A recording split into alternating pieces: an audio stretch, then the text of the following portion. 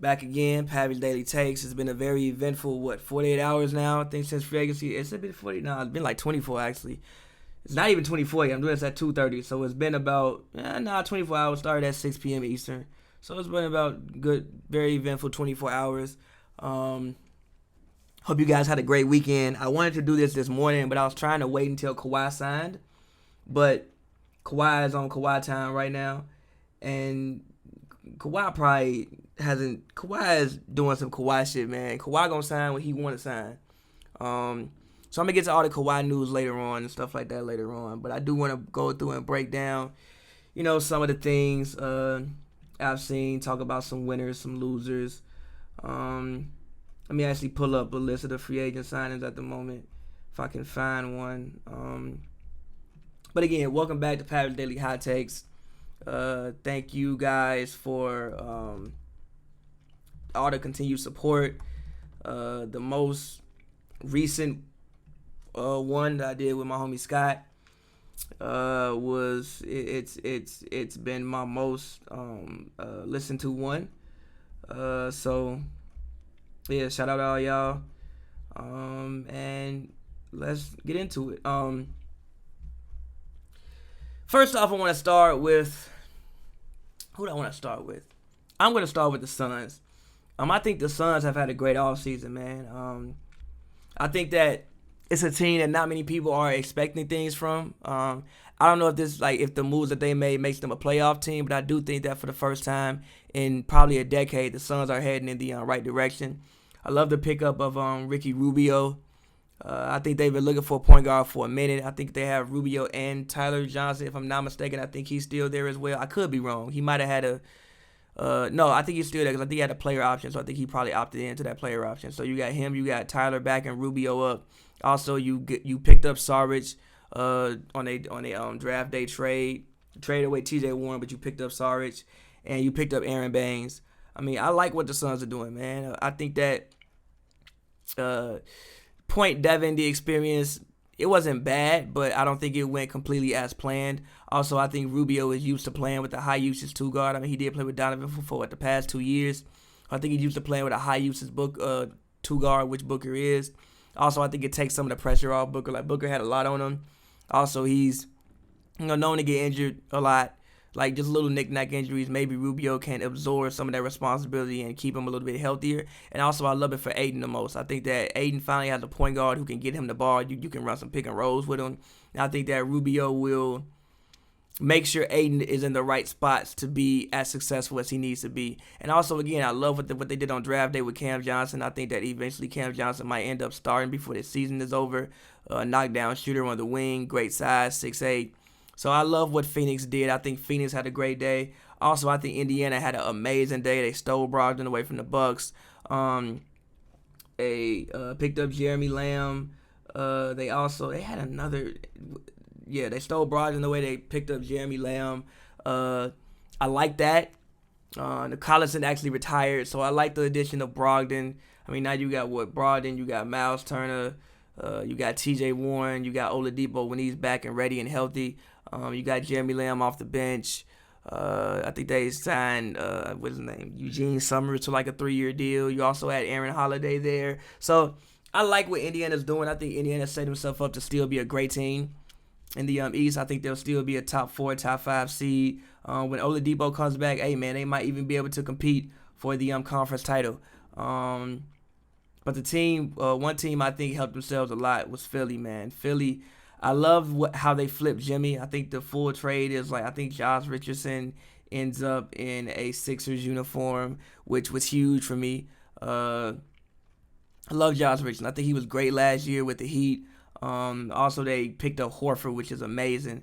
I think that when you look at, you assume we don't know what Kawhi is doing, but it seems like Kawhi is most likely headed out west.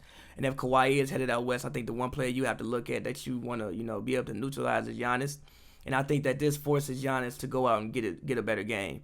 Like, they got the two people who probably do the best job of guarding Giannis in Embiid and Horford on the same team.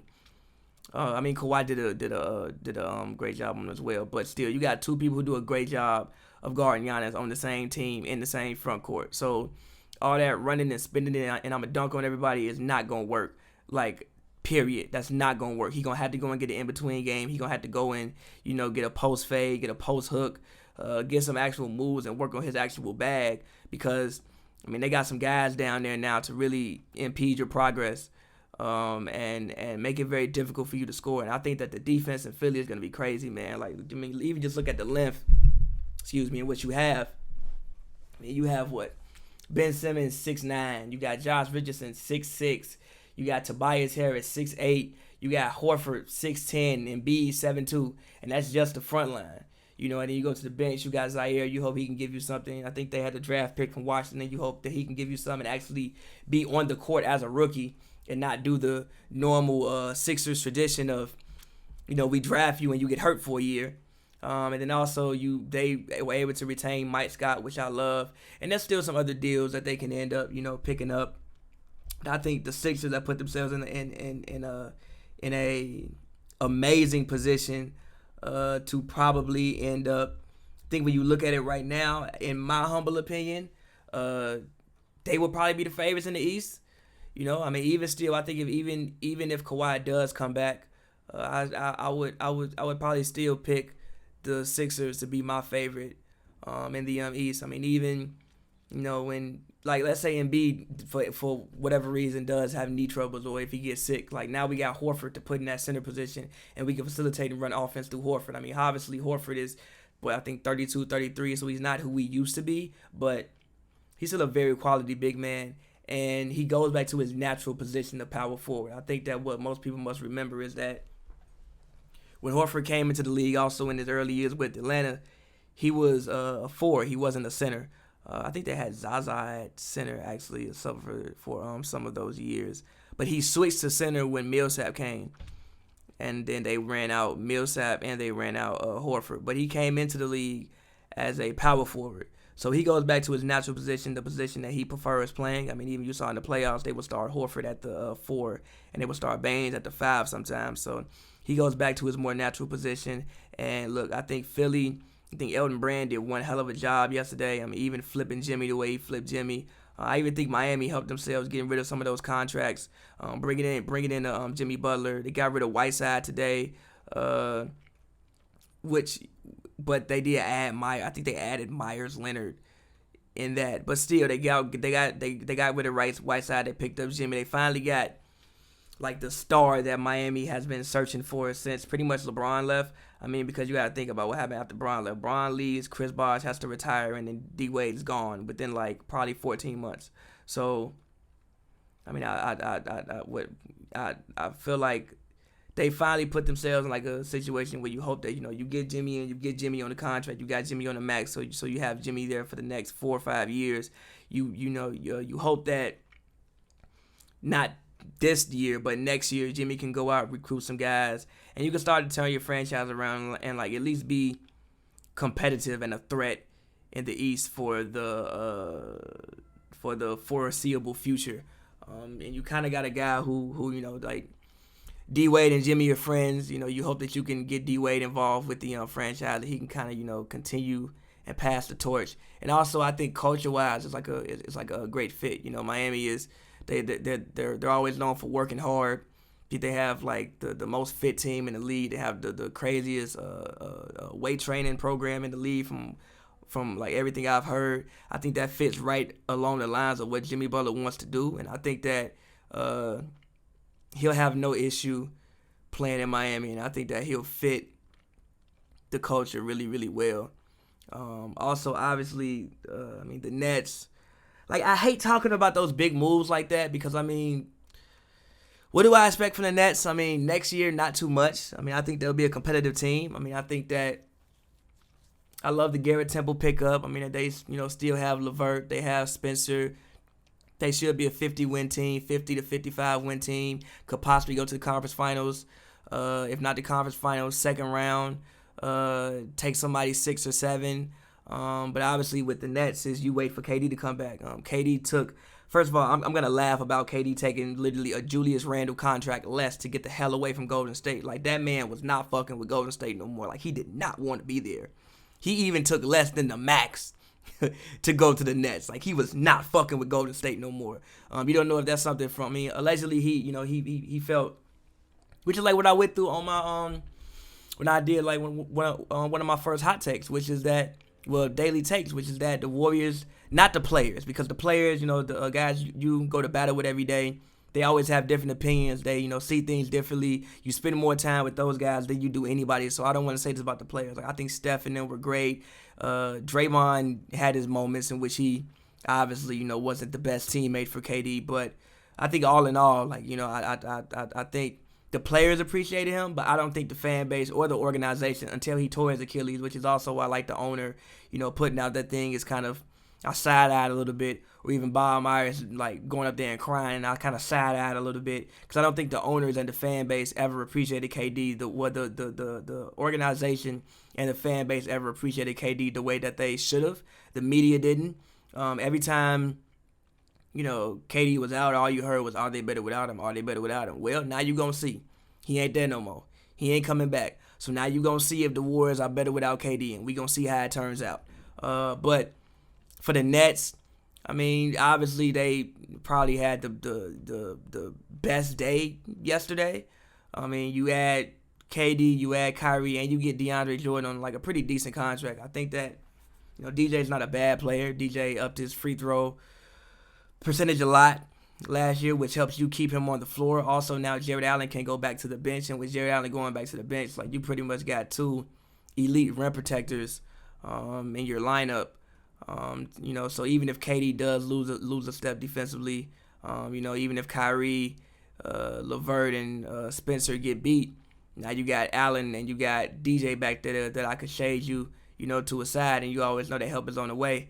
And I think that even for Brooklyn, I think it's just a huge franchise win, even more than just on the basketball court. Like, Brooklyn was 30th in attendance last year. That's not going to happen this year. I think that Brooklyn will be the coolest team in the league. I think that, their jerseys are cool. Nike can have, like, so many jerseys. I'm pretty sure they'll put out, like, some new Nike Nets jerseys. The KD and Kyrie shoes will be crazy. I'm sure Nike will have fun with that whole packaging. And I think that basketball is back in New York. Now, it's not back where you want it at, but basketball is back in New York. And I think that the Nets will, the Nets have, the Barclays Center finally has a team worth that building. And I think that building would be electric, man. I think that, while KD is out and while, you wait for his return, I think that LeVert and Kyrie have a chance to be the best backcourt in the Eastern Conference. Actually, not a chance. They should be the best backcourt in the Eastern Conference. And the rotation of LeVert, Kyrie, and Spencer should be, like, the best three-guard rotation possibly in the league. I mean, obviously, like, the Blazers have what they have. The Warriors have what they have, adding D'Lo now, if he even stays. I've heard about a trade involving D'Lo. I can't say it because I don't know how true it is. I don't want to be spreading rumors. But I've heard about a trade that would shake things up. But obviously, so you got the Steph and D'Lo backcourt. You got because Klay would be in the front court now. You have the Dame and CJ backcourt. You got the Oladipo Brogdon backcourt. But regardless, the Kyrie and LeVert backcourt should be one of the best in the league. I think the one thing that we all have to remember before LeVert suffered the gruesome foot injury last year was that it was LeVert, not D'Lo, that people were talking about was for most improved player and was all-star. If I'm not, actually, let me go month by month and look at what he averaged. Let's Google. I know somebody was arguing like, "Oh, how could you say the Nets have a better team around them than what Boston had?" Like, look, I think that arguably, you could make an argument that LeVert was better than everybody on Boston last year, not named Kyrie and not named Al Horford. If you look at it, in October, LeVert was averaging 18.9, and November 17.7, but he had only played 6 games, and I don't know how he got hurt in Minnesota. He had only scored 10 points up to that point. So you don't know if he finishes out that game. Obviously, he only played 6 games in November. You don't know, what that average would look like. And that was in 26 minutes. So I think LeVert, a year removed off the injury. I mean, even if you look at what he did in the playoffs, like in the playoffs, I mean, in the Sixers series, I mean, there were times when he was the best player on the court. I mean, the playoffs, he gave you 21 points per game. So you assume that on 14 shots, on 49% from the field, 46% from 3, and 72% from the line, which needs to get better, but still. I mean, you assume that if he can improve upon those, but at the same time, he only took 6 free throws and made 4 of them a night. So, I mean, but at the same time, like, you assume that if he can improve upon who he showed he would be before that injury before that injury takes place, I mean, you think that you got your big 3 right there. Your Kyrie, LeVert, and KD. And also you think that obviously KD's not going to come off the Achilles and get back to hooping like he was in the Clippers series. It's going to take him a while. So you obviously think that, you got some other guys who can help him score, even with Spencer being there to kind of relieve the pressure off KD. So even if he does come back and even if he does come back and he's like a 23, 24 point per game scorer starting out, you got other guys who can, get you 20, get you 30, get you 40 on any given night out there with the Nets. So obviously the Nets won big, but I want to go back and talk about the other team across town, which is the Knicks. I think that once Knicks fans stop crying about who they didn't get, they will begin to appreciate the possible future All-Star in Julius Randle. I think Julius was a great acquisition. I mean, look, if we look at Julius's numbers last year, I'll pull them up for you real quick. Julius Randle is first of all, he's 24 years old. He'll be turning 25 this year. So he's not anywhere near his prime, in my humble opinion. For his career, he's giving you 15 and 8. And I think that that's so low because he played 1 game and had 2 points in his rookie year. But last year he gave you 21 and 8. I think that realistically in this New York market, if you take Julius Randle and he gives you 21 and 8, which I think probably next year end up giving you like 23 and 10. When I look at who the Knicks have, give you about 23 and 10. If you can put him in this market, I think Randle was an all-star. I think Julius Randle was a 2-3, maybe a 4-time all-star in this New York market. And for RJ Barrett's sake, I'm happy that they didn't get that the Knicks didn't get anybody that they thought they were. I think that Kyrie coming or KD coming, somebody like that would have stunted RJ's growth, or even a Kemba coming. I think it would have stunted RJ's growth. And I think that in order for RJ to become the player who RJ needs to be, I need the ball in RJ's hands. I mean, they picked up Alfred Payton, which he's going to have some ball handling responsibilities. I don't know who's going to start between him and Dennis Smith Jr., but I need the ball in RJ's hands, and I need RJ making at least 50% of the decisions for that team next year to get RJ Barrett to be the player that I think RJ Barrett can be. So I'm happy that RJ is going to get all the time in the world to run out there and make mistakes, pretty much not get subbed out. I like the acquisition of Taj Gibson. Taj Gibson goes back home to New York. Also, he's a great veteran. I think they brought in Wayne Ellington. I like the Wayne Ellington acquisition. I like the Reggie Bullock acquisition. I don't think the Knicks will do anything next year, but obviously at some point in time, the Knicks are going to get some free agent. Also, Boogie still hasn't signed. We don't know. That might be a place Boogie may end up. Who knows? But at some point in time in the future, the Knicks are going to get some free agent. Like, they keep setting themselves up. They gave everybody 2-3 year deals. I think that this would all fall off in the summer. A lot of those contracts would fall off in the summer, in which Giannis is a free agent. Not saying Giannis will leave the Bucks, but who knows? A Bradley Beal is going to be coming up if they don't trade him. I mean, who knows? Like, the Knicks are always going to be in play for every top free agent for the rest of time, as long as they have cap room, because it's the Knicks and it's in New York. And at some point in time, some free agent is going to take the bait and going to come to the Knicks at some point in time. So I like what the Knicks did. I think the Knicks had a great day. And I think that once the Nick faithful and Stephen A. Smith stop crying about not getting who you wanted, you'll appreciate who you got and understand that Julius Randle will probably end up being a 2 or 3, maybe even 4-time All-Star at some point in time during his tenure as a Knick. I mean, even as early as next year, I think he could be an All-Star. I love D Rose going to the Pistons. I heard that they were also in talks with JaVale McGee as well to go to the Pistons. I mean, I love the acquisition of D Rose. I think 2 years, $16 million, so a great contract. Didn't really spend too much for him. Also, I think he's better than Reggie Jackson. I think he can make better decisions than Reggie. I think he can do everything on a basketball court better than Reggie Jackson. I may be biased, but also D Rose, still a former MVP. I think last year was actually his most mature basketball season, and he's actually a better basketball player than he was when he won MVP. He was just more athletic back then, so he didn't need the same type of basketball intellect that he has now to achieve great things. But I think he's a better scorer than what he was when he won MVP. I mean, he was even shooting 44% from the 3-point line at one point in time. I think D Rose, Blake, Luke Kennard. I don't know who they would have at the 3 at this point. But just D Rose, Blake, Luke Kennard, and Andre Drummond. I think that, look, I said the Pistons would win 50 games last year.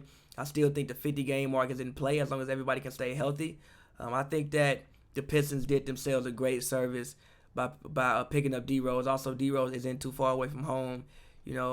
So I think that it'll be good for him. Like, anytime he needs to go back to the crib, see his family, or his family needs to come see him, like, Detroit really ain't that much of a trip. I mean, Detroit is like another Chicago. So I think it'll be great for D Rose. I think it'll be great for the Knicks. Also, the Bucks. I thought before they picked up Wesley Matthews that they were actually one of the biggest losers. But they picked up Wesley Matthews, and they got Robin Lopez, which I think helps. I mean, when you see, the Sixers doing something like picking up Embiid. They have Embiid, Horford, and Tobias on your front line. If you want to get funky with it and you want to get crazy, you could also run out Robin Lopez, Brook Lopez, and Giannis, Middleton, and Hill or something like that. Now that length is insane and wild. And you picked up Wesley Matthews. You got him coming off the bench. You retained George Hill on a better deal. I think George Hill would have got like $15 million on that team option. You retained him on a better deal. Middleton isn't worth the contract that he got, but I'm not mad at it because you have to do whatever you can to keep Giannis happy.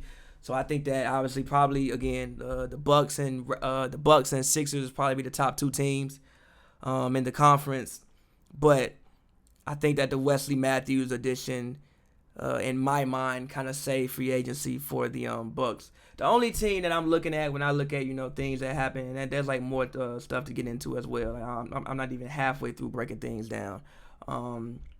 The Magic, I don't know what the Magic are doing.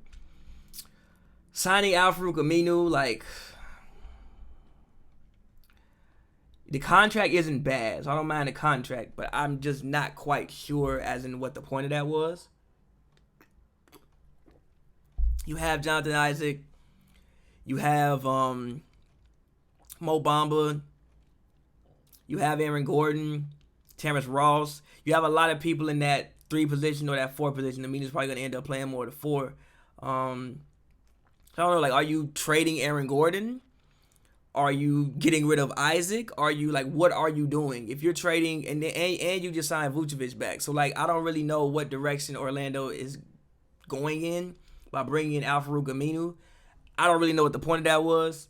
That might be the only deal that I don't really like. Also, I don't know why Al-Farouq Aminu decided to go there. Probably just the money. Obviously, with Portland picking up, they got rid of Mo Harkless, but they did bring in Whiteside, which I love. I think you need another center while Nurk is out. And also, I think Whiteside's a person. I mean, Whiteside's not going to command. I mean, depending on what he does in Portland this year, he's not going to command some crazy deal. I mean, maybe, getting out of Miami and going to Portland will reset him and get him more focused on basketball. I mean, because when Hassan wants to be a force, he's a force. I mean, Hassan can go out there and get you 4 blocks and at any given point in time. So, and also I think that, having, Dame and CJ in front of you, I think that, having him back there to help out when anybody gets beat, also being able to throw Zach Collins in there if you need to throw Zach Collins in there, who actually might end up starting this year. And I also like the pickup of Nasir Little in the draft, who I think actually might be the steal of the draft.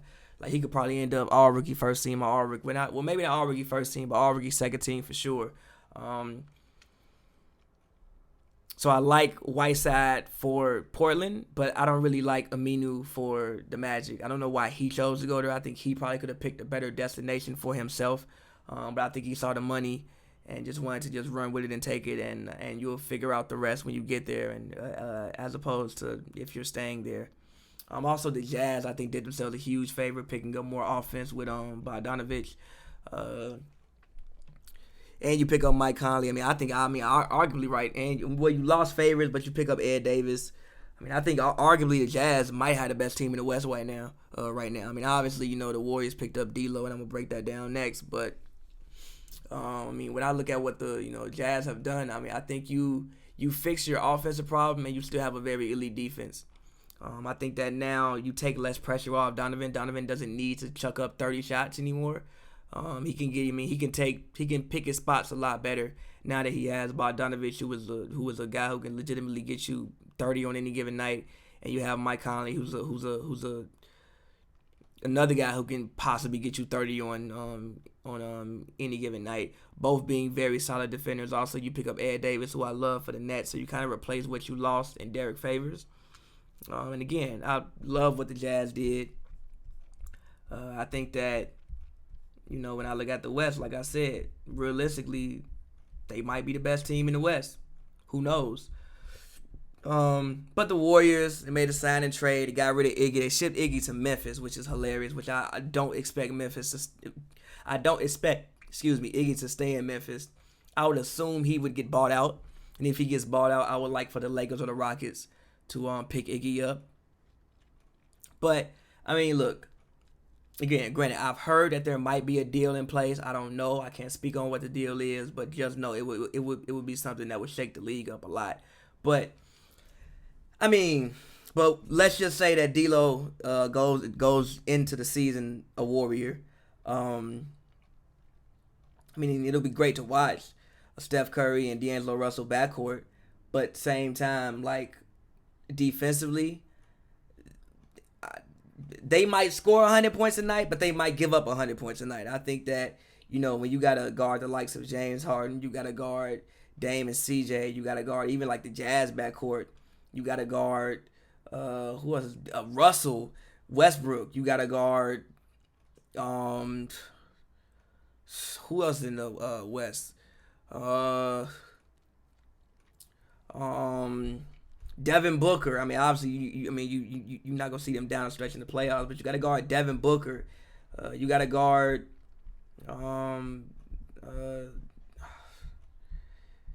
Kings. You got to guard the Nuggets. Like, when you got to guard these more elite backcourts, and you got, like, now Klay has moved to the front court. Now you're putting a lot of pressure also on Klay defensively because I think losing KD hurts even. It hurts you offensively, obviously, because you lost Kevin Durant. But I think the one thing that people are also overlooking about KD leaving is the defense. You realistically lose a 7-footer who can guard 1 through 4. You saw in the Rockets series, he did the best job on James Harden out of anybody, in my humble opinion. You lost that, and you lose Iggy because you traded him away because you wanted to bring in D'Lo. I think Draymond is untradeable now because somebody has to play defense. Also, I think Looney they won't be able to afford Looney. I don't think they'll be able to afford. I actually think Looney would be a great addition for the Lakers, honestly. Depending on what Kawhi does, we don't. I think the Lakers are waiting on Kawhi. People are like, oh, the market's drying up. Nah, there's still very quality guys out there. For one, some of the quality guys are already on the Lakers. Well, play with the Lakers. I think KCP would be a guy you would want to retain. Caruso would be a guy that I would want to retain. I don't hate retaining Rondo. I know JaVale is in talks with the Pistons, but I don't think he's signed with the Pistons yet. I don't think it's too late for the Lakers to get some guys as they wait on Kawhi. But Boogie's probably going to be gone. Looney's probably going to be gone. Cook probably is going to be gone. So the Warriors definitely have their work cut out for them as far as filling out the rest of this roster, especially defensively. The one thing that made the Warriors was their defense. They were a revolutionary offensive team, but let's not forget most of these years they were top 5 in defense. The years that they weren't top 5 in defense, well, the year that they weren't, they lost in the finals. It was this year. They were like 13th. They lost. And besides 2016, when you know when Bron and Kyrie turned into the Holy Trinity, they've been top 5 in defense every time that they've won. And last year they weren't that. And I think that the defense is honestly even what hurt them more than the offense in many times. Yeah, you can't box in one, Steph, with D'Lo on the court. But same time, no, like now it's like pick your poison in the backcourt. You don't even, like if I'm the Rockets, I don't even have to try to get the switch. I just go. Literally. I don't really, like, it's much easier for me to get the switch I want now because I got 2 defenders who I think aren't that great at defense. I think Steph is a cool team defender, but the thing about team defense is you don't play defense by yourself, so you need good defenders around you to assist you play that defense. Also, Klay is coming off of ACL. I don't think you want to put that much pressure on Klay off top defensively. And now that you've lost Iggy and you've lost KD off top, Klay's going to have to guard the best wing. And Draymond's probably going to have to guard the best big. So he's going to be occupied. So let's say you play the Thunder, right? Okay, well, Klay takes Paul George, but now who takes Russ? Okay, let's say you play the Blazers now. Okay, Klay could take Dame, but now who takes CJ? Okay, let's say you play the Nuggets. I mean, depending on who Michael Porter Jr. becomes, he might have to take Michael Porter Jr. Now who takes Jamal Murray, Gary Harris, and Malik Beasley and those guys? You play the Jazz, he might have to get Bogdanovich. Or he might have to get, somebody has to get Ingles. Maybe even Draymond gets Ingles. Okay, but now who takes Conley and who takes Donovan? So I think that offensively is great for the Warriors. I mean, I still think the Warriors will be a 50-win team. Depending on if they even keep D'Lo for long. D'Lo might be traded 5 minutes after I do this podcast. Who knows? But I think offensively it's great for them. They'll be fun to watch. But defensively, which I think is going to be the issue for the Warriors in this upcoming season, they need to get some defenders. But you gotta love the fact that Joe Lacob is not afraid to take chances. Well, not Joe Lacob and Bob Morris aren't afraid to take chances. And I think that they're one of the franchises that when you talk about franchises who want to win, they want to win. They're not okay with just being in the playoffs. Like, they want to bring this new stadium in with the championship, and you got to honor that. So, shout out them for getting that deal done. Pat Beal stays with the Clippers. Great move. I don't think that they could afford to lose Pat Bev. I think that even if Kawhi does come, Pat Bev is a guy that I want Kawhi to play with. Like, I think Pat Bev could be like Kawhi's Mike Conley type if he does indeed decide to actually come to the Clippers. So I think that's a great move. Also, they picked up Mo Harkless. I think he's a very useful player for them. I mean, like, that's another great defender. Well, not great defender, but good defender. I mean, look, you got guys like him, JaMychal Green, Trez. I think you got to re-sign Trez. I'm pretty sure. I don't know if his contract is up, but Trez is probably going to be a guy that's going to be back with the Clippers. I know Zubac they picked up Zubac's qualifying offer. So they extended a qualifying offer to Zubac. So we'll see what happens with that. But the Kings, Dwayne Dedmon is now a King. I love that move. Rashard Holmes is now a King. I like that move. That also probably means that Willie Cauley-Stein is officially out the door. Harrison Barnes re-upped, and I think with the way that they restructured their team, it makes more sense for Harrison Barnes to be there. I think that last year they kind of took a step back when Harrison Barnes came, but I think that was because they didn't have a team structured good enough for it to work with Harrison Barnes. And now I think that they've restructured the team a little bit. I think that Harrison Barnes makes more sense.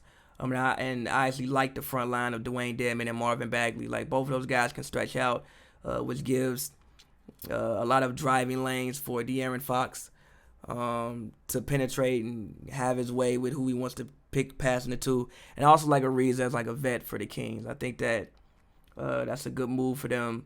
Even Harrison Barnes. Harrison Barnes is a guy, he's won a championship, been to another finals. Like, to me, he's still in his 20s, but he seems like a 30-year-old to me for like whatever reason. So all in all, look, free agency isn't over. Boogie still hasn't gotten signed. Looney still hasn't gotten signed. Melo, I still want Melo on the Lakers. Redick actually signed with the Pelicans. Great move. I don't know where he's gonna fit. I don't know if he's gonna start, but I do like the thought of adding some shooting along with Lonzo and Brandon Ingram and Derek Favors, who they brought in. The Pelicans legitimately might be a playoff team next year. And I wouldn't be surprised even if they weren't the 8th seed. I think they could realistically be like a 6th or 7th seed next year. Who knows? But all in all, man, like I love what I'm seeing out of free agency right now. I mean, the Bulls picked up Thaddeus Young, great move, I think, as well. Garrett Temple to the Nets, great move. But all in all, Rozier to the Hornets, real quick.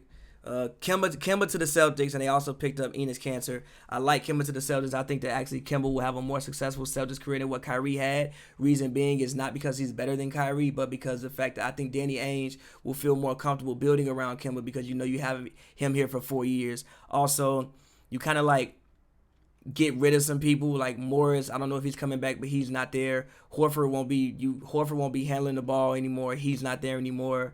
I think the ball will spend a lot more time in Kemba and Tatum's hands, which is great for the development of Tatum and Kemba.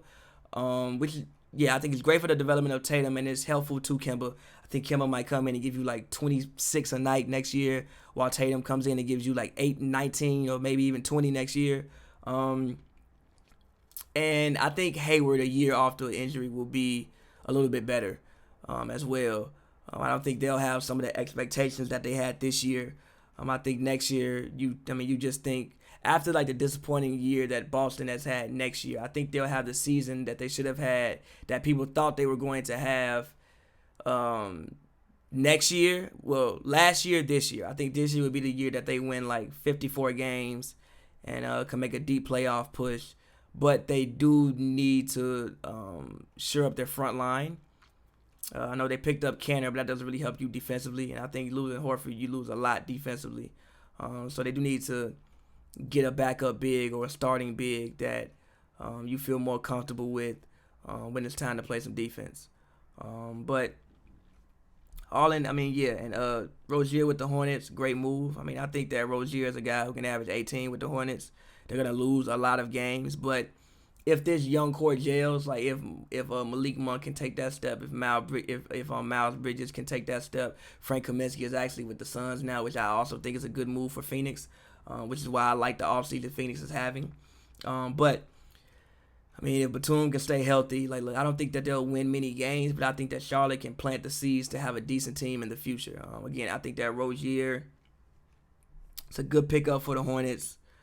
If he, Monk, and Bridges can gel, I think you have a nice young team that you can build around, and a nice young core to keep together for a couple of years as you figure out the rest of the team. But all in all, man, so far, Kawhi still hasn't signed. I'm pretty sure, Kawhi, wherever he goes, is going to shake things up. The Lakers have really only made one acquisition right now, which is Troy Daniels. Everybody is like, Kawhi's bleeding them dry. Not true. Still very many quality guys you can still pick up. Just maybe not some of the bigger names you would like to see.